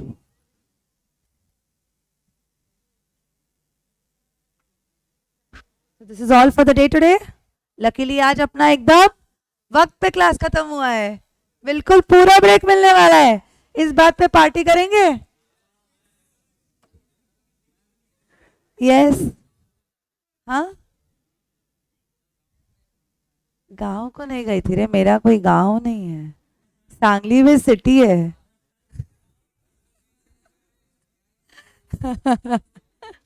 Yes, I went to meet and we saw Jurassic Park. Jurassic Park देख के आए हम लोग, बहुत मस्त मूवी है। हाँ हाँ, जुरासिक वर्ल्ड, वही वही वही।